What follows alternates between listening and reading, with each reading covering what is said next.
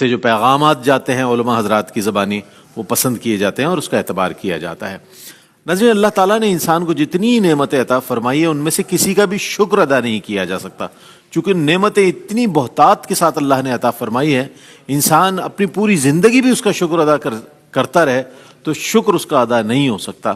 اور سب ان نعمتوں میں اگر دیکھا جائے تو ایک اولاد جو ہے وہ بہت بڑی نعمت ہے، اور اولاد کا نعمت کا حاصل ہو جانا اور اس کے بعد جو والدین کی ذمہ داری بن جاتی ہے تربیت اولاد کے حوالے سے، وہ بہت زیادہ میں سمجھتا ہوں اس کی ذمہ داری ہے، جس کے بارے میں قرآن کریم میں بھی انبیاء علیہ السلام کی دعائیں بھی ملتی ہیں، نبی کریم علیہ السلام کی بھی احادیث مبارکہ اور آپ کے فرامین ملتے ہیں۔ تو آج جو ہم یہ دیکھ رہے ہیں کہ آج ہر جگہ یہ دیکھنے میں آتا ہے کہ والدین یہ کہتے نظر آتے ہیں کہ اولاد بگڑ گئی، اولاد نافرمان ہے، بات نہیں سنتی، یعنی کہ اولڈ ہاؤسز کا قیام اور اس میں والدین کو ڈلوا دینا۔ کیا وجہ ہے کہ والدین کے ساتھ اولاد کا وہ انٹریکشن اور وہ تعلق، وہ محبت والا رشتہ نہیں رہا، بلکہ آج ایسا لگ رہا ہے کہ ہر شخص ایک مٹیریلسٹک لائف گزار رہا ہے، ایک مادی زندگی گزار رہا ہے۔ تو تربیت سے آغاز ہوتا ہے اور ہم اسی حوالے سے آج بات کریں گے، تربیت اولاد اور اس کے تقاضے۔ ممتاز و معروف عالم دین استاذ العلماء حضرت علامہ مفتی محمد اکمل مدنی صاحب، جو کہ الحمدللہ رونق رحمت سحر کی آج ایک بار پھر تشریف فرمائیں۔ السلام علیکم ورحمۃ اللہ۔ وعلیکم السلام ورحمۃ اللہ۔ اور آپ کے ساتھ تشریف فرمائیں ممتاز و معروف عالم دین علامہ لیاقت حسین اظہری صاحب، بہت خوشباش شخصیت اور بہت عمدہ کلام فرمانے والی شخصیت، وقی مطالعہ رکھتے ہیں۔ تشریف فرمائیں۔ السلام علیکم ورحمۃ اللہ وبرکاتہ۔ السلام ورحمۃ اللہ وبرکاتہ۔ اور آپ کے ساتھ تشریف فرمایا علامہ حافظ اویس احمد صاحب، بہت خوبصورت مفسر قرآن، بہت عمدہ کلام فرماتے ہیں اور بڑے دلائل کے ساتھ اپنے جوابات ارشاد فرماتے ہیں۔ تشریف فرمائیں۔ السلام علیکم ورحمۃ اللہ وبرکاتہ۔ وعلیکم السلام۔ اور ثقلین رشید ہیں، دانیال شیخ ہیں، حافظ محمد علی سہروردی ہیں، سید انس کریمی، آپ سب کا خیر مقدم ہے۔ السلام علیکم ورحمۃ اللہ وبرکاتہ۔ مفہوم تربیت اور اس کا حکم، میں چاہتا ہوں سب سے پہلے اگر آپ اس پر روشنی ڈال دیں تو ہمارے لیے آسانی ہو جائے گی، ایک ہمارے لیے سمجھیں راہ ہموار ہو جائے گی اس موضوع کے حوالے سے۔ اعوذ باللہ من الشیطان الرجیم، بسم اللہ الرحمن الرحیم۔ جیسے کہ آپ نے کلمات ابتدائیہ میں ارشاد فرمایا کہ اولاد ایک بہت بڑی نعمت ہے، اور ہر نعمت کے بارے میں برود قیامت انسان مسئول ہے، یعنی اس سے کویسچن کیا جائے گا۔ اللہ تعالیٰ نے فرمایا کہ وَيَوْمَ ثُمَّ لَتُسْأَلُنَّ يَوْمَئِذٍ عَنِ النَّعِيمِ۔ یہ جو عربک لغت جانتے ہیں، یہ لام تاکید بانون تاکید ثقیلہ کے ساتھ فعل مضارع کو ذکر کیا ہے، یعنی اس کا مطلب یہ ہوتا ہے کہ ابتدا اور آخر میں دوہری تاکید ہے، ضرور تم سے کویسچن ہوگا۔ جب آدمی اپنی بات میں زور پیدا کرنا چاہتا ہے، کسی کلام کی اہمیت ذکر کرنا چاہتا ہے، تو بعض وقت تاکیدات لاتا ہے۔ گویا کہ اللہ تبارک و تعالیٰ نے یہ اشارہ فرمایا کہ جیسے آپ نے فرمایا کہ اولاد بہت بڑی نعمت ہے، تو اس کے بارے میں بھی کویسچن ہوگا۔ بالکل۔ اب وہ کس قسم کا کویسچن ہے؟ جیسے آیت میں بارہا ہم یہاں پڑھتے ہیں کہ یا ایھا الذین آمنوا قوا انفسکم واہلکم نارا وقودھا الناس والحجارہ، اے ایمان والو اپنے آپ کو اور اپنے گھر والوں کو جہنم کی اس آگ سے بچاؤ جس کا ایندھن آدمی اور پتھر ہے۔ تو اس اعتبار سے اس نعمت کا کویسچن ہوگا۔ یہ بتاؤ کہ کیا تم نے اپنی اولاد کو، اپنی زوجہ کو سنجیدگی کے ساتھ جہنم سے بچانے کے لیے کوئی لاہ عمل اختیار کیا تھا؟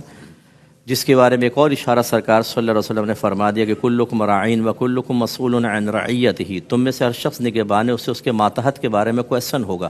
اور پھر صراحتاً فرمایا کہ مرد سے اس کی بیوی بچوں کے بارے میں کویسچن ہوگا، اور عورت سے اس کے شوہر کے گھر اور دیگر احوال کے بارے میں کویسچن ہوگا۔ اس کا مطلب ان تمام چیزوں کا خلاصہ لے لیں تو ایک مرد کو کھڑا کر کے یہ کویسچن کیا جائے گا کہ کیا تم نے اس نعمت کی قدر کی تھی، کیا اس کو جہنم سے بچانے کی کوشش کی تھی؟ اب اس کا جواب دو۔ جہنم سے کیسے بچایا جائے گا؟ کہ ان کو علم دین سکھائیں، ان کو نیکی کا حکم کریں، انہیں برائی سے روکیں، ان کی کامل تربیت کریں، اور اپنے آپ کو رول ماڈل بنا کر دکھائیں تاکہ بچے آبزرویشن کے ذریعے بھی بہت کچھ سیکھ سکیں۔ اور اب یہ تربیت کا جو آپ نے مفہوم کا بیان فرمایا، یہ بھی ہم نے بارہا یہ ذکر کیا کہ تبلیغ الشیء الی کمالہ شیئا فشیئا، کسی شے کو درجہ کمال تک پہنچانا آہستہ آہستہ۔ اور تربیت کے جو شعبے ہیں، ایک عقیدے کے اندر تربیت ہوتی ہے، اس کا مطلب اس میں درجہ کمال تک پہنچانا ہے بچے کو۔ پہلے بالکل بنیادی چیزیں ہیں، جیسے اللہ کا انٹروڈکشن ہم صفات کے ذریعے کرتے ہیں، ذات کے تعارف کے ذریعے پہلے بچوں کو نہیں کرتے کہ سمجھ میں نہیں آئے گا بیٹا اللہ کون ہے، جس نے ہمیں پیدا کیا، وہ ہمیں رزق دیتا ہے۔ پھر جب بچہ تھوڑا سا اور بڑا ہوتا ہے تو پھر تھوڑا اور پختگی کے ساتھ کہ اس کے لیے جگہ ثابت نہیں ہوتی، بیٹا سمت اشارہ نہیں کرنا چاہیے۔ پھر اللہ تعالیٰ کا باقاعدہ انٹروڈکشن، اسی طریقے سے دیگر جو عقائد ہیں۔ ہم چونکہ ایک مسلک حقہ سے تعلق رکھتے ہیں، اہل سنت و جماعت، تو بچوں کو پھر یہ بتانا کہ ضروریات اہل سنت کیا ہیں اور کس طریقے سے اگر خدا نخواستہ اس میں خرابی پیدا ہوتی ہے تو انسان بدعتی ہو جاتا ہے، یا مشرک ہوگا یا کافر ہوگا۔ وہیں احکام شرعیہ عملیہ کے اندر آہستہ آہستہ ترتیب، جس کی طرف اشارہ نبی کریم صلی اللہ علیہ وسلم نے فرمایا کہ جب تمہارا بچہ 7 برس کا ہو جائے تو اس کو نماز کا حکم دو، 10 برس کا ہو جائے تو مار کر نماز پڑھاؤ۔ اس کا مطلب ہے 7 برس کے بچے کو پہلے آپ نماز کے بارے میں کچھ نہ کچھ طہارت کے بارے میں بتائیں گے تو وہ نماز پڑھنے کے قابل ہوگا نا۔ تو یہ اشارہ ہے کہ ابھی سے تربیت اسٹارٹ کرو، 7ویں سال تک کی جتنی ضرورت ہے اسے پورا کرو، پھر 7 سے 10 سال تک اور زیادہ اس میں گریجولی آپ کو امپرومنٹ لانی ہے، اور جب یہ امپرومنٹ آ گئی تو اب اس کا پھر مظہر بھی نظر آنا چاہیے بچہ، اگر نظر نہ آئے تو مار کر نماز پڑھاؤ۔ اس کا مطلب بلوغت سے پہلے ہی یہ تمام کام ہونے چاہیے۔ اب ہمارے یہاں کیا ہوتا ہے کہ چھوٹے چھوٹے بچے ہوتے ہیں، ماں بہن کی گالیاں بکتے ہیں تو خوش ہو جاتے ہیں، بولتے ہیں اتنا شرارتی، اتنی گندی گالیاں، چاچا کو رئیس چاچا کو سنا وہ گندی سی گالی دے گا، اچھا بیٹا ڈانس کر کے دکھاؤ ذرا چاچا کو، اس نے 2 ٹھمکے لگائے، چاچا خوش ہے جی، 5 روپے نکال کے دے دیے، 10 روپے۔ اور اسی طرح بچے بدتمیزی، یعنی ایک خاتون کہہ رہی تھیں اپنے بچے کے بارے میں کہ یہ تو اتنا شرارتی ہے، تھپڑ سے پہلے تو بات ہی نہیں کرتا یہ، اور دادا کو تو جوتا مارتا ہے۔ وہ کمال تربیت ہے، تبلیغ الشیء الی کمالہ شیئا فشیئا۔ ابھی آپ دیکھیں آگے کرے گا کیا، شیئا فشیئا تو ابھی آنے والا ہے۔ تو یہ اب ہمارے ہاں ہو رہا ہے کہ جو معذرت کے ساتھ ایک دفعہ ایک صاحب نے کہا کہ جی کسی کی تربیت کریں اسٹوڈنٹس کی، تو کسی نے جواب میں کہا کہ اگر آپ کو ادارہ اچھا چلا رہا ہے نا تو پہلے ٹیچرز کی تربیت کر لیں، اسٹوڈنٹس کی خود بخود ہو جائے گی۔ پیرنٹس اگر تربیت کو قبول کر لیں عاجزی کے ساتھ تو بچوں کی تربیت ہو سکتی ہے، اور بچے ایک دفعہ تربیت یافتہ ہو گئے، خدا کی قسم خود والدین ساری زندگی اس کا برکت نہ صرف حاصل کریں گے، سکون، اطمینان، فرمانبردار اولاد، گھر میں پرسکون ماحول، اور انشاءاللہ موت کے وقت قبر میں، میدان محشر میں، حتیٰ کہ جنت میں جانے تک عزتیں ہیں، رفعتیں ہیں۔ کیا بات ہے، سبحان اللہ۔ یہ بڑے بنیادی اصول ہیں جو مفتی صاحب نے ارشاد فرمائے، اور ہمیں غور کرنا چاہیے۔ اللہ سے دعا تو کرتے ہیں اللہ تعالیٰ صاحب اولاد کر دے، بہت اچھی، وہ بڑا غفور رحیم ہے، وہ بڑا مالک دینے والا ہے، اور بے شمار نعمتیں اس نے دی ہے، اولاد بھی دے دیتا ہے، لیکن اس کے بعد جو ذمہ داری عائد ہوتی ہے اس کے حوالے سے مفتی صاحب نے بڑی بنیادی باتیں ارشاد فرمائی جسے غور سے سننا چاہیے۔ اچھا، پھر اس کے بعد جو اس پر کاؤنٹر یہ ہے کہ والدین خود کتنے تربیت یافتہ ہیں، یہ ایک بہت بڑی بات ہے۔ اگر ان کی تربیت ہے، اچھی تربیت ہے، تو ظاہر ہے اولاد کی بھی تربیت اچھی ہوگی، اور اس کو کھلے دل سے اگر قبول کیا جائے جیسا مفتی صاحب نے فرمایا تب تو یہ بات بنتی نظر آئے گی، ورنہ تو یہ ہے کہ اپنا اگر کچھ عمل اور ہے اور بچوں کی تربیت کے حوالے سے کچھ اور ذہن بنا ہوا ہے تو پھر وہ اثرات نہیں ہوں گے۔ بہرحال قرآن و حدیث کی روشنی میں، قرآن و سنت کی روشنی میں علامہ لیاقت حسین نظری صاحب فرمائیے گا کہ اولاد کی تربیت کے حوالے سے اصول و ضوابط کیا ہیں، اس کے حوالے سے روشنی ڈالیے۔ جی بسم اللہ الرحمن الرحیم۔ رئیس بھائی، جیسے کہ آغاز میں قبلہ مفتی صاحب نے اور آپ نے بھی فرمایا کہ اولاد اللہ کی نعمتوں میں سے ایک بہت بڑی نعمت ہے۔ المال والبنون زینت الحیات الدنیا، دنیا کی یہ ساری زینت، یہ رونقیں یہ اولاد کے ساتھ ہیں۔ انبیاء کرام نے بھی اللہ کی بارگاہ کے اندر اولاد کے لیے دعائیں مانگی، رب ہب لی من الصالحین، بالکل ہے، صحیح، ربنا آتنا من لدنک ذریۃ طیبۃ انک سمیع الدعاء، حضرت ابراہیم علیہ السلام، حضرت زکریا علیہ السلام۔ لیکن وہی اولاد انسان کے لیے زینت بھی ہے، انسان کے لیے صدقہ جاریہ بھی بن جاتی ہے اگر انسان اس اولاد کی تربیت کرے۔ اللہ کے نبی صلی اللہ علیہ وسلم نے فرمایا کہ والدین اپنے اولاد کو جو تحائف دیتے ہیں، گفٹ دیتے ہیں، اس میں سب سے بہترین تحفہ ما نحل والد ولدا افضل من ادب حسن، انسان ان کو بہترین ادب سکھائے اور بہترین تربیت دے۔ بالکل، ہم کہتے ہیں کہ میں اپنے بچوں کے لیے، بھائی یہ کیا کر رہے ہو، بچوں کے لیے محنت کر رہے ہو، بچوں کے لیے، تو آپ جتنے بھی گفٹس دیتے ہیں اس میں سب سے بہترین تحفہ ہے کہ ان کو آپ تعلیم و تربیت دیں، ان کو ادب سکھائیں۔ اللہ اکبر۔ کیا بات۔ اب رہا یہ سوال کہ اولاد کی تربیت کس انداز کے ساتھ کی جانی چاہیے اور اس کے حوالے سے کیا ہے، دیکھیں اس کا اسلوب آپ دیکھیں تو یہی اسلوب ہے کہ اولاد کی تربیت انسان محبت و پیار و نرمی کے ساتھ کرے۔ قرآن مجید فرقان حمید کی ایک مبارک سورت ہے سورہ لقمان۔ حکیم لقمان نے اپنے بیٹے کی تربیت فرمائی۔ کیا بات۔ آپ دیکھیں ہر جملے پہ وہ کیا کہہ رہے ہیں، یا بنیا، اے میرے بیٹے، اے میرے بیٹے، یا بنیا لا تشرک باللہ ان الشرک لظلم، اللہ اللہ اللہ، میرے بیٹے سب سے پہلے اللہ کے ساتھ کسی کو شریک نہ کرنا۔ میرے بیٹے تمہارا، جیسے موسیٰ نے فرمایا نا کہ ترتیب وار عقائد، اے میرے بیٹے تمہارا اللہ کی ذات پر ایمان اور توکل بہت مضبوط ہونا چاہیے۔ یا بنیا انہا ان تک مثقال حبۃ حبة من خردل فتكن في صخرة أو في السماوات أو في الأرض يأتي بها الله. کیا بات ہے. میرے بیٹے تمہارا یہ ایمان ہونا چاہیے کہ ذرہ برابر چیز ہو، پہاڑ میں چلی جائے، چٹان میں چلی جائے، ہمارا رب اس پر قدرت رکھتا ہے کہ اٹھا کے اس کو لے کے آ جائے. اللہ. یعنی آپ دیکھیں کہ بچپن سے بچے کا جو عقیدہ ہے اللہ کی ذات کے حوالے سے توکل ہے اور شرک سے اس کو دور کر کے رب تبارک و تعالیٰ پھر عمل پر لے کے آگے. اے میرے بیٹے یا بنیا اقم الصلاۃ وامر بالمعروف ونہا عن المنکر واصبر علی ما اصابک. اے میرے بیٹے نماز کی پابندی کرنی ہے، دوسروں کو بھی نیکی کی تلقین کرنی ہے، اور یہ یاد رکھنا کہ جب تلقین کرو گے تو مسائل آئیں گے تو صبر کا دامن بھی تھام کے رکھنا ہے. واہ. اب معاشرتی طور پر آگے جی جی. بیٹا پبلک کے اندر رہو گے، سوسائٹی کے اندر رہو گے تو لوگوں سے کٹ کے نہیں رہنا. ولا تصعر خدک للناس ولا تمشی فی الارض مرحا. نہ تکبر کے ساتھ زمین پر چلنا، نہ اپنے گال کو لوگوں سے پھیر لینا تکبر کرتے ہوئے.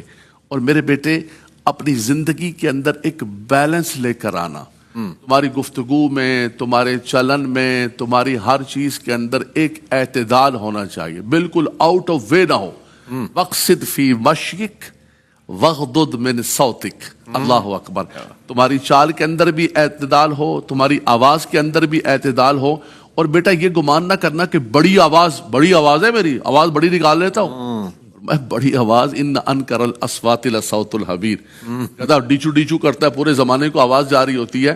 تو کہا کہ بڑی آواز نکالنا یہ اعزاز و اکرام کی بات نہیں ہے.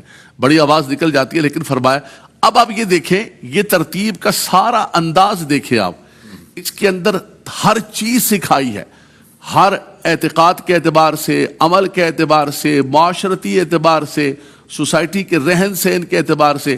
جب بچہ اس اعتبار سے تربیت کی جائے تو پھر کیا ہوتا ہے کہ انسان دنیا سے چلا گیا. اذا مات الانسان انقطع عنہ عملہ الا من ثلاثۃ صدقۃ جاریۃ علم ينتفع به او ولد صالح يدعو له. کیا بات ہے. سبحان. ہاتھ اٹھا کے دعائیں دے رہا ہوگا، خدایا وہ میرے والدین جنہوں نے مجھے ایسی تربیت فرمائی، مجھے ایسی چیزیں سکھا کے گئے، میرا دین سکھا کے گئے، میری دنیا و آخرت اچھی کر کے گئے. فرمایا کہ یہ تب ہوگا کہ تم اپنی اولاد کی تربیت کرو گے، ورنہ یہی مال صدقہ جاریہ بنتا ہے، یہی اولاد صدقہ جاریہ بنتی ہے، یہی اولاد تمہارے لیے آزمائش اور فتنہ بن جاتی ہے. انما اموالکم و اولادکم فتنہ یا ایھا الذین آمنوا لا تلہکم اموالکم ولا اولادکم عن ذکر اللہ ومن یفعل ذلک فاولئک هم الخاسرون. اسی اولاد اور مال کی وجہ سے کہیں تم خسارے اور نقصان کے اندر نہ چلے جاؤ. کیا بات. کیا علامہ صاحب نے بہت خوبصورت قرآن کریم کی آیات بینات کی روشنی میں اپنے جواب کو مکمل فرمایا. اچھا، تربیت اولاد کا انداز اور اسلوب کیسا ہونا چاہیے، یہ بھی بات بڑی پیش نظر رہنی چاہیے کہ آیا کیا انداز ہو، کیا اسلوب ہو. علامہ حافظ اویس مصعب فرمائیں. بسم اللہ الرحمن الرحیم. یقیناً اس کے لیے سیرت طیبہ میں اگر ہم دیکھتے ہیں کہ بچوں کی تربیت کا جو اسلوب اور انداز ہے بڑی وضاحت کے ساتھ ہمیں یہ مل جاتا ہے، بلکہ ہمیں یہ بات سمجھ میں آتی ہے کہ اللہ کے رسول صلی اللہ علیہ وسلم نے تربیت اولاد کو بہت زیادہ اہمیت دی ہے. حتیٰ کہ آپ صلی اللہ علیہ وسلم نے یہ سکھایا ہے لوگوں کو کہ زندگی میں ہر چیز سے غافل ہو جانا، بچوں سے غافل نہیں ہونا. یعنی یہ مفہوم نکلتا ہے سیرت طیبہ سے. یعنی کمانے میں آپ نے ٹائم کم دیا، دیگر جگہوں پہ آپ کا ٹائم کم ہوا، اتنا پرابلم نہیں ہے. بچوں کے لیے آپ نے ٹائم کم کر دیا، آپ پرابلم میں آ جائیں گے. اس لیے آپ صلی اللہ علیہ وسلم یہ سکھاتے تھے کہ جب تمہارا بچہ بولنے لگ جائے تو اس کو سب سے پہلے کلمہ طیبہ سکھاؤ. سبحان اللہ. حضور نے فرمایا. اور حضور نے کیا کہا جب تم بچے کو سب سے پہلا بول کلمہ سکھاؤ گے تو اس کے مرنے تک بے فکر ہو جاؤ. واہ واہ. یعنی آپ نے اس کی ابتدا کلمہ کر دی ہے تو وہ انشاءاللہ اسی نہج پہ آگے چلے گا. تو حضور صلی اللہ علیہ وسلم کا جو ایک تو خاکہ جو ہمیں نظر آتا ہے تربیت اولاد کا، یہ کہ آپ کبھی غافل نہ ہو. اس لیے خود آپ صلی اللہ علیہ وسلم اور آپ کے عہد کے بچے، آپ صلی اللہ علیہ وسلم نے ان کو بھرپور وقت دیا ہے اپنی مصروفیات کے باوجود. امام حسن کو کتنا پیار دیا، امام حسین کو کتنا پیار دیا. اچھا، حضرت انس رضی اللہ تعالیٰ 10 سال آپ کے ساتھ رہے بچپن انس بن مالک رضی اللہ. یعنی وہ کیا کہتے تھے کہ حضور نے مجھے کبھی ڈانٹا نہیں. اس سے یہ محسوس ہوتا ہے کہ بچوں کو آپ بھرپور وقت بھی دیتے تھے، محبت بھی دیتے تھے، خیال رکھتے تھے، حتیٰ کہ اگر آپ مدینے سے باہر جاتے اور واپس آتے تو بچے مدینے سے باہر پہنچ جاتے تھے اور آپ کی سواری پہ آگے پیچھے بیٹھ کے کیا بات ہے۔ لپٹ کے حضور کے ساتھ مدینے میں آتے تھے۔ سبحان اللہ سبحان اللہ۔ حضور بچوں کو سلام میں پہل کرتے تھے۔ تو سب سے پہلی چیز سیرت طیبہ یہ ملتی ہے کہ بچوں کو ٹوٹ کے پیار دو، ان کو وقت دو، اتنا وقت دو کہ وہ آپ کے عادی ہو جائیں اور آپ ہی سے سیکھنا ان کا مطلوب بن جائے۔ جب یہ طریقہ ہو جائے گا تو پھر آپ ان کو جو بولتے جائیں گے وہ سیکھتے جائیں گے۔ تو یہ بڑا ایک حکمت کے ساتھ آپ صلی اللہ علیہ وسلم نے جو ہے وہ اس چیز کو آگے بڑھایا۔ اسی لیے ہم دیکھتے ہیں کہ وہ جو حضور کے عہد کے بچے تھے وہ بعد میں اپنے عہد کے امام بنے۔ واہ واہ سبحان اللہ سبحان امام حسین جو حضور کے کندھوں پہ کھیلے، میدان کربلا میں ان کا کردار دیکھیں۔ اللہ۔ تربیت مصطفیٰ تھی جو آپ نے چھوٹے چھوٹے بچوں کی ہے۔ اچھا، کھانے کے موقع پہ اگر آپ صلی اللہ علیہ وسلم باہر ہوتے تو بچے آپ کے ارد گرد آ جاتے۔ عمر بن ابی سلمہ کہتے ہیں کہ میں جب کھانا کھاتا تھا تو میں پلیٹ میں ہر جگہ ہاتھ چلاتا تھا، تو حضور کے ساتھ بیٹھا ہوا تھا، جب کھانا کھانے لگا تو حضور علیہ السلام مجھے کھانا بھی کھلاتے اور مجھے کہتے کہ بیٹے اپنے سامنے سے کھاتے ہیں، واہ واہ سیدھے ہاتھ سے کھاتے ہیں، بسم اللہ پڑھ کے کھاتے ہیں۔ کوئی بچہ اپنے والد کے ساتھ جا رہا ہوتا نا تو اس سے پوچھتے حضور یہ کون ہے آپ کے؟ کہا یہ میرے والد ہیں۔ جب یہ ذہن میں آتا نا تو پھر حضور کہتے کبھی ان سے آگے نہیں چلنا، واہ واہ واہ سبحان اللہ سبحان اللہ۔ کبھی ان سے پہلے نہیں بیٹھنا، کیا بات اور کبھی ان سے پہلے نہیں کھانا۔ اوئے ہے۔ کھانے میں ادب، بیٹھنے میں ادب، چلنے میں ادب، یہ حضور اپنے زمانے کے بچوں کو سکھاتے تھے۔ تو یہ ادب و تربیت آپ صلی اللہ علیہ وسلم نے کسی بھی مرحلے پر آپ صلی اللہ علیہ وسلم نے جو ہے اپنے بچوں کے ساتھ جو ہے وہ اس میں کمی نہیں کی ہے۔ واہ اچھا، اس میں یہ ہوتا ہے کہ لوگ جب اس میں غفلت برتتے ہیں تو ان کو بہت آگے ہم اس پہ بات بھی جی ضرور بات کریں گے۔ جو ہے ایک وقفہ لے لیتے ہیں، وقفے کے بعد لوٹیں گے۔ علامہ حافظ اویس احمد صاحب اپنے جواب کا بقیہ جو حصہ ہے انشاءاللہ وہ ارشاد فرمائیں گے۔ آج جو موضوع ہے بہت اہم موضوع ہے، تربیت اولاد اور اس کے تقاضے۔ اس حوالے سے والدین پر جو ذمہ داری عائد ہوتی ہے، مفتی صاحب قبلہ مفتی محمد اکمل مدنی صاحب ہمارے سوال کا جواب عنایت فرمائیں گے۔ حضرت والدین پر اس سلسلے میں جو ذمہ داری عائد ہوتی ہے اس پر کچھ روشنی ڈالیے۔ جی، جیسے کہ تمہیدی کلمات میں عرض کیا گیا، سب سے بڑی ذمہ داری تو والدین پہ ہی ڈالی گئی ہے۔ ویسے تو علماء وارث انبیاء ہیں، وارث نبی ہیں، اور ہمارا کام ہے ہدایت دینا، لوگوں کو تربیت کرنا، اصلاح کرنا۔ لیکن آپ اللہ تبارک و تعالیٰ کی حکمت دیکھیے کہ یقیناً ہر عالم ہر گھر میں داخل نہیں ہو سکتا، بالکل۔ اس لیے گھر کے سرپرستوں کو بھی ذمہ داری دے دی کہ ابتدائی تعلیم و تربیت انہی علماء کی تعلیمات کی روشنی میں جو قرآن و حدیث سے اخذ شدہ ہیں اپنے بچوں میں منتقل کریں۔ بالکل۔ اب یہ حکمت کے ساتھ یہ کام کرنا ہوتا ہے۔ اس میں سب سے پہلی چیز تو یہ کہ خود والدین کو علوم دینیہ کا حاصل ہونا انتہائی ضروری ہے، کیونکہ تربیت کے لیے علم چاہیے، اور جیسے بھی عرض کیا کہ خود اپنے آپ کو رول ماڈل بھی بنانا ہے۔ تو اس کا مطلب ہے، کیونکہ آیت کا پہلا حصہ کیا ہے کہ اپنے آپ کو جہنم کی آگ سے بچاؤ، تو علم دین سیکھیں، نیکی پر عمل کریں، برائی سے اپنے آپ کو روکیں، اپنے آپ کو تعلیم شرع کی ایک چلتی پھرتی تصویر بنا لیں کہ بچوں کو کچھ نہ بھی کہیں تو وہ دیکھ دیکھ کے سیکھتے رہیں، اور اس کے لیے علم دین درکار ہے۔ اب جیسے ہم اکثر سمجھاتے ہیں کہ جو اعمال اللہ تبارک و تعالیٰ کو پسندیدہ ہیں اور بلا کراہت جن کے کرنے کی یا بالجبر جن کے کرنے کا حکم ہے، وہ 5 قسم کے ہیں: فرض، واجب، سنت موقدہ، غیر موقدہ، مستحب اور مباح۔ مباح کو آپ ہٹا لیں، فرض، واجب، سنت موقدہ میں تو کوئی چوائس نہیں ہے، ان چیزوں کو کرنا ہے۔ لہٰذا جب بچوں کی تربیت کریں تو ان 3 میں تو نو کمپرومائز۔ ہاں، چھوٹے بچوں میں سنت موقدہ کو ذرا نرم رکھیں، لیکن جیسے نماز کے حکم کو فرمایا اور دلالت النص سے ہمارے علماء کرام نے 7 سال کے بچے کو روزے کا حکم بھی دیا۔ جیسے نماز پڑھنے کا حکم دینا ہے اور 10 برس کے اندر سختی کرنی ہے، ایسے روزے کے اندر۔ اس کا مطلب ہے کہ فرض، واجب، سنت موقدہ میں رعایت نہیں۔ اس طرح سے جسٹ اپوزٹ حرام، مکروہ تحریمی، سنت موقدہ کا ترک اساعت، پھر مکروہ تنزیہ اور پھر خلاف اولا ہوتا ہے۔ اس میں بھی پہلے 3 امپورٹنٹ ہیں، وہ اس میں سختی کرنی ہے۔ اس طرف اب آ جائیں آپ، سنت غیر موقدہ، مستحب۔ اس میں شریعت کا کوئی مطالبہ ایسا نہیں ہے کہ انسان قابل گرفت ہو، اس میں ملامت تک نہیں ہے۔ اس میں والدین کو بالکل پولائٹلی، حتیٰ کہ جب چھوٹا ہو یا جوان تک ہو جائے، بالکل نرمی سے ہی بات کرنی ہوگی۔ اس میں سختی شدت کرنے کا مطلب مزاج شرع کے خلاف جانا ہے۔ شریعت نرمی چاہتی ہے، ہم سختی۔ لیکن ہم یہ دیکھتے ہیں بعض اوقات بچے فرض ترک کر رہے ہوتے ہیں اس لیے کہ ماں باپ کو اس کا علم نہیں ہوتا کہ یہ چیز ان کے لیے لازم ہے. لازم ہے. ان کے ذہن میں مستحب کی ایک اہمیت ہوتی ہے، مستحب پہ مار رہے ہوتے ہیں. ایک بچہ اگر فرض کر لے کہ بغیر ٹوپی پہنے کھانا کھا لے، والد صاحب نے 2 دفعہ کہا تھا بیٹا سر ڈھک کے کھانا، تیسری دفعہ تھپڑ مارتا ہے باپ زور سے کہ تم نے سر کیوں نہیں ڈھکا، حالانکہ کوئی فرض و واجب تو نہیں ہے. صحیح. ایسی ایک والد صاحب نے مجھے کہا کہ دیکھیں میرا مقدمہ آ گیا ان دونوں کا، بیٹا اپنے دلائل، ابا جان اپنے دلائل کہ جی یہ میرا بیٹا نا بغیر ٹوپی کے نماز پڑھتا ہے اور کہہ رہا ہے جائز ہے، ایسے کیسے نماز ہو جائے گی. تو بھی گزارش کی کہ ٹوپی پہن کے ہی ادب اور احترام ہے، لیکن خود فقہا نے لکھا ہے کہ اگر خشوع و خضوع بغیر ٹوپی کے آئے تو یہی افضل ہے. اس طرح آنکھیں بند کر کے آنکھیں کھول کر پڑھنا، دونوں میں خشوع و خضوع جس میں زیادہ ہے وہ مطلوب. اس طرح واش روم کے اندر اگر برہنہ سر جائیں، ویسے نبی کریم سر ڈھک کے جایا کرتے تھے، سنت مستحبہ ہے، لیکن اگر اولاد ویسے چلی گئی تو اس میں پولائٹلی ہمیشہ سمجھانا ہوگا. اب اس کا مطلب یہ ہوا کہ پہلے والدین کو پتہ ہونا کہ فرض کیا ہے، واجب کیا ہے، سنت موقدہ ہے کیا، تاکہ اس میں ہم سختی کریں اور غیر موقدہ اور مستحب کے اندر نرمی رکھیں. یہی میاں بیوی کا معاملہ ہوتا ہے بعض اوقات کہ شوہر مستحبات پہ بیوی کو گالیاں بکرا ہوتا ہے اور وہ ترک فرائض کر رہی ہے، اس کو پرواہ بھی نہیں ہے، پتہ ہی نہیں، علم نہیں ہے. ایک تو یہ چیز بہت ضروری ہے. دوسرا، والدین کو اپنی خواہشات نفسانیہ کی قربانی دینا انتہائی ضروری ہے. ایک حاجی صاحب حج کرنے کے بعد ہاتھ میں تسبیح لے کر جب آئٹم سانگ دیکھ رہے ہوں گے بیٹھ کر تو اولاد کی تربیت کیا کریں گے وہ؟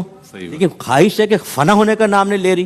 انہوں نے کہا کہ یہ حج کر لیا، پہلے پاپ تو سارے دھل گئے اور آگے تسبیح سنبھال لی حاجی صاحب نے، مسجد میں عزت بھی مل رہی ہے، نیم پلیٹ بھی لگا لی حاجی نتھو خان، تو اب اس کے بعد تو اپنا بالکل کوئی مسئلہ ہی نہیں ہے. بھائی آپ رول ماڈل نہیں بنیں گے تو بچے کیسے بنے؟ اب والد صاحب خود داڑیاں صاف کروا رہے ہوں اور بچے کو کہیں کہ بیٹا تم داڑھی رکھ لو، ابا جان سگریٹ سٹیا اور بولو بیٹا پینا نہیں، کینسر ہو جائے گا اس میں.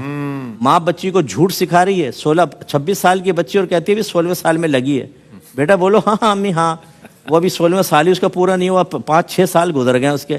منہ بھر بھر کے آپ جھوٹ بولیں، آپ خود شریعت کے خلاف چلیں، شریعت کو اپنے اوپر نافذ کرنا آپ کو بوجھ محسوس ہو تو بتائیے پھر بچوں کی صحیح تربیت کیسے ہو؟ کیا بات. اس لیے خلاصہ کلام یہ ہے کہ سب سے پہلے ماں باپ کو سنجیدگی کے ساتھ اپنے ماں باپ کی گرفت کیے بغیر، میں ہمیشہ کہتا ہوں کہ ضرور دیکھیں ضرور کہ چونکہ آپ کی تربیت نہیں ہوئی تو یہ وائرس آگے منتقل ہونے والا ہے، لیکن ماں باپ کو برا نہ کہیں، ٹھیک ہے ان کی بھی تربیت نہیں ہوئی تھی، اب آپ نے آگے کیا کرنا ہے وہ لائے عمل تیار کریں.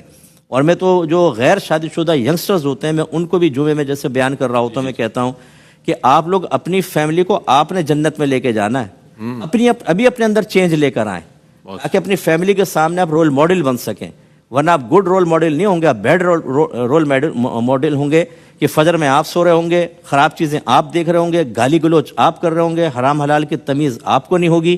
اور یہ ساری چیزیں اولاد لینے کے بعد جیسے آپ نے ایک جملہ فرمایا کہ گناہ جاریہ ہو جاتی ہے اولاد بعض اوقات، وہ گناہ جاریہ ہوتی رہے گی. تو ایک تو یہ کہ اپنے آپ کو رول ماڈل بنائیں، دوسرا ان جو ہم کہتے ہیں کہ شرعی حیثیتیں اعمال کی ان پہ توجہ کریں، کس میں سختی کرنی کس میں نرمی کرنی. تیسری چیز یہ ہوتی ہے کہ بعض اوقات ہمیں بعض چیزوں میں صرف نظر کرنا پڑتا ہے، ہر چیز میں گرفت نہیں ہوتی. صرف نظر کا مطلب ہے کہ تھوڑا چشم پوشی سے کام لینا، لیکن اس میں ہاں دل سے راضی نہ ہو آدمی. ایک والد صاحب نے بیٹے کو منع کیا کہ بیٹا یہ آوارہ گر لڑکے ان کے ساتھ نہ کھیلنا، 1 دفعہ 2 دفعہ سختی سے منع کیا. باپ آیا اور دیکھا کہ وہ کھیل رہا ہے ان کے ساتھ. باپ نے سوچا سب کے سامنے کہوں گا تو یہ شاید گلٹ فیل کرے گا، یہ اس کی بے عزتی ہوگی. چلا گیا باپ گھر میں کہ آئے گا تو میں پھر اس کو سمجھاؤں گا. تو کیا باپ راضی ہو کر گیا؟ نہیں، اس نے صرف نظر کیا. تو کچھ چیزوں سے صرف نظر بھی کرنا ہوتا ہے. بعض اوقات پیرنٹس اتنا زیادہ بچوں پہ فورس کرتے ہیں اور مسلط ہو جاتے ہیں کہ کسی چیز میں ان کو اسپیس دینے کے لیے تیار نہیں ہوتے. اس سے بچوں میں پیدا ہوتی ہے ایک بغاوت، ایک ضد، ایک کوفت کہ یار مذہب بہت سخت ہے ہمارا، ہر چیز کے اندر سختی کرتا ہے. کچھ چیزوں کے اندر نرمی رکھنی چاہیے، کچھ چیزوں میں تھوڑی سختی رکھنی چاہیے. اور آخری بات بس یہ کہ بعض اوقات بچوں کو تفریح کی بھی ضرورت ہوتی ہے. نبی کریم صلی اللہ علیہ وسلم کے زمانے میں بچے کھیلا کرتے تھے کھلونوں سے. حضرت انس کہتے ہیں میں ایک دفعہ باہر کے سرکار نے مجھے کام سے بھیجا، بچے کھیل رہے تھے، میں دیکھنے لگا. سرکار پیچھے سے یار میرے 2 کندھوں پہ ہاتھ رکھا، کہا ہم آپ کا انتظار کر رہے ہیں اور آپ یہاں کھڑے ہوئے ہیں. تو یعنی بچے بھی اس زمانے میں کھیلتے تھے نا، یہ ایک فطرت کا تقاضا ہے. بعض لوگ اپنے بچوں کو شروع سے غوث پاک بنانے کی کوشش کرتے ہیں کہ غیب سے آواز آئی اے عبد القادر تم کھیل کے لیے تو پیدا نہیں ہوئے، تو بچوں کے ہاتھ سے بیٹ بھی چھین لو، گاڑیاں بھی چھین لو، نہیں بیٹا بس تسبیح پڑھو. اور یہ اس طرح نہیں ہوتا. رمضان کے اندر بھی تھوڑا سا بچوں کو اسپیس. تو خلاصہ کلام کے مختصر وقت میں تو ہم اتنا ہی کہہ سکتے ہیں کہ اچھی طریقے سے والدین اپنی تربیت کو اور علم کو کامل کر کے اور احسن طریقے سے ڈیلیور کرنے کی کوشش کریں. ادعو الی سبیل ربک بالحکمت والموعظۃ الحسنہ.